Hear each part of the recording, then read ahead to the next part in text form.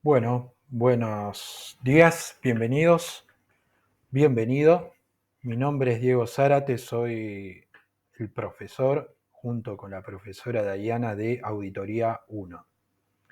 Bueno, más que nada, hoy vamos a comenzar a hablar algunos temas relevantes sobre la auditoría. Una materia que es principalmente conceptual, ¿sí? Es una materia que se basa en conceptos. Para ello es necesario comprenderlos para poder dar buenos ejemplos. Bueno, la información sobre esta materia, bueno, mucho ya está cargado en el SIU, así como el programa de la materia y el cronograma de clases con las fechas de parciales. Dudas y consultas pueden ser transmitidas a través del SIU, así como cualquier otro medio de comunicación, estamos dispuestos a responder. Y en caso de ser necesario, se puede acordar una clase de Zoom virtual, por supuesto, Zoom, si es Zoom es virtual, una clase en vivo para poder desarrollar mejor los temas. Lo que pretendemos es acompañarte en este desarrollo de repasar y revisar algunos conceptos de auditoría, como aprender las cosas nuevas que podemos ir aprendiendo. Entonces, básicamente hoy vamos a comenzar a hablar de los primeros conceptos sobre la auditoría. Como sabemos, la auditoría básicamente es una revisión, ¿sí? Es la revisión de información, de distinto tipo de información. Generalmente es desarrollado por un auditor que tiene el conocimiento, la pericia para poder hacerlo y va a emitir algún tipo de informe. Básicamente tenemos un tipo de auditoría denominado externa, que es la que vamos a hacer foco en esta materia. Esa auditoría externa es la que hace un contador público, ¿sí? Todo contador público matriculado puede ser auditor interno si cumple con los criterios de independencia y tiene la pericia para poder realizar la labor de auditoría que le es encargado. Pero también tenemos otros tipos de auditoría que podríamos denominar auditoría interna, ¿sí? Esta auditoría interna básicamente es la auditoría que se lleva adelante dentro de una empresa, ¿sí? Es decir, va a evaluar la eficiencia, la efectividad de distintos procesos, operaciones, va a hacer un control de activos, puede hacer una revisión de operaciones, como había mencionado, y realizar recomendaciones hacia la administración, hacia la gerencia. Y este tipo de auditoría interna entonces produce información, produce distintos tipos de informes de uso interno para la empresa. Y es hecha por personal de la empresa, que trabaja en relación de dependencia, que tiene algún tipo de función y responsabilidad separada del área o de la función que es auditada de alguna manera. Pero la puede realizar cualquier tipo de profesional, técnico o personal con el conocimiento experto, para poder evaluar ya sea un sistema de gestión de transacciones, algún proceso de marketing, puede evaluar el control de, por ejemplo, de información que es utilizada por la gerencia para tomar decisiones basadas, no sé, en la adquisición de activos, ¿sí? Del sistema de información. Puede ser alguna parte de la estructura de la empresa, de algún área.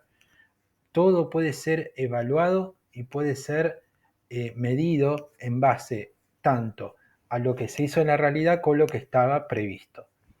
Y determinar si de manera eficiente se fueron utilizando los recursos, si se ha hecho un tipo de control también. Entonces, esta auditoría interna, de alguna manera, es un uso que es hacia adentro de la empresa. El usuario que utiliza esa información de esta auditoría está dentro de la empresa y sirve básicamente para ver los cursos de acción, ver el adecuado uso de recursos, para evaluar eficiencia y efectividad de las operaciones, de los procesos y demás. Dentro de una auditoría interna encontramos la auditoría operativa, ¿sí? Que está enfocada más en los procesos y transacciones operativos dentro de una organización. En cualquier área de una empresa puede ser objeto de una auditoría interna, ¿sí? Y también entre distintas empresas, distintas organizaciones, va a variar la función o el alcance de las auditorías internas. La auditoría interna en sí no tiene una obligación legal de que una empresa sí o sí debe aplicar una auditoría interna. ¿Sí? No hay una, es más un desarrollo que por el bien organizacional es llevado adelante. Recomiendo, y lo voy a decir todas las clases, que se busquen los distintos autores estos conceptos que están mucho más claros y mucho más desarrollados que en un video que puedo yo presentar y presentar el tema, porque básicamente el propósito de estos videos es presentar el tema para que pueda ser seguido y estudiado. Ahora bien, tenemos otra función importante que es un aspecto que es el auditor externo. Está este auditor externo, que es un contador público independiente, cuyo objeto de estudio va a ser los estados contables. ¿Sí? Básicamente, para comenzar ahora a estudiar, los estados contables es un conjunto, es decir, estado de situación patrimonial, estado de resultados, estado de flujo de efectivo y la información complementaria en cuadros y anexos. Ese va a ser, de alguna manera, la información que va a analizar un auditor externo, ¿sí? A partir de ahora voy a hablar de auditor, que va a ser igual que hablar de auditor externo. Cuando me refiero a una auditoría interna voy a decir auditor externo. Y cuando hable de un auditor externo voy a decir simplemente auditor. Entonces, este auditor, este profesional independiente, va a revisar, va a hacer una revisión de esos estados contables para emitir un informe de auditoría. Ahora bien, por disposiciones legales, la responsabilidad, Ley General de Sociedades, la responsabilidad de contar con un sistema contable y emitir estados contables es la empresa. Es la administración del ente, tiene la función de preparar y presentar los estados contables conforme a la normativa contable, que son nuestras RT locales y en su caso, si están obligados o optaron por hacerlo, con las normas contables internacionales. Ahora bien, además de estar preparados y presentados, deben estar aprobados por el órgano de gobierno o dueño de la sociedad. Y estos estados contables, una vez emitidos y aprobados, tienen usuarios externos, que pueden ser acreedores, inversores, accionistas, todos actuales o potenciales, también usuarios externos, el propio Estado, la CNB, puede ser la Inspección General de Justicia, el Banco Central de la República Argentina, dependiendo del tipo de entidad. Incluso consejos profesionales también pueden ser usuarios de los estados contables. Ahora bien, todos sabemos, hemos aprendido contabilidad, que los estados contables deben reflejar la situación patrimonial, económica y financiera, ¿sí? La situación patrimonial a la fecha del Estado, la situación patrimonial.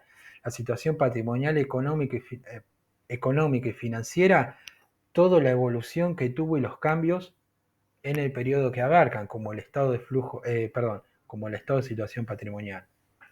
Entonces, deben reflejar de alguna manera una aproximación a la realidad, mostrar aspectos significativos, ser claros, libres de fraudes, libres de errores u omisiones significativos, es decir, que no esté deformada la información.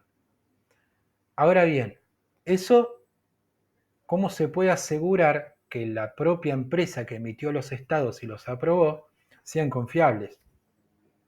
Es contar con una opinión distinta que haya revisado esos estados y haya verificado que fueron preparados de acuerdo a las resoluciones técnicas, a ese marco de información, ¿sí? De alguna manera que son correctos, preparados y presentados conforme a el marco de información contable aplicable.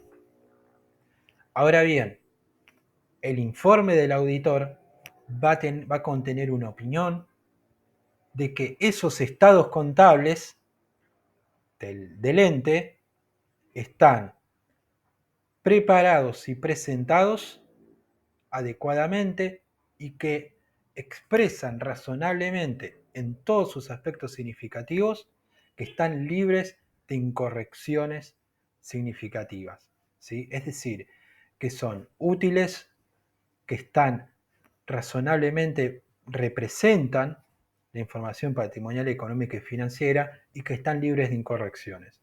Eso agrega seguridad al usuario externo, supongamos, un organismo de control estatal o una entidad financiera puede estar seguro de que esos estados contables son de alguna manera verdaderos, que no son falsos, que no tienen distorsiones significativas, que hagan que de alguna manera se tomen decisiones equivocadas, porque se puede pensar que una empresa tiene solvencia cuando en realidad no la tiene porque el estado contable tiene una incorrección, tiene un error importante y muestra que es solvente cuando en realidad no tiene solvencia, ¿sí?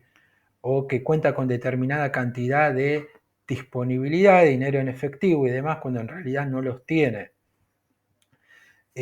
O cierta cantidad de activos o cierta magnitud de deudas comerciales.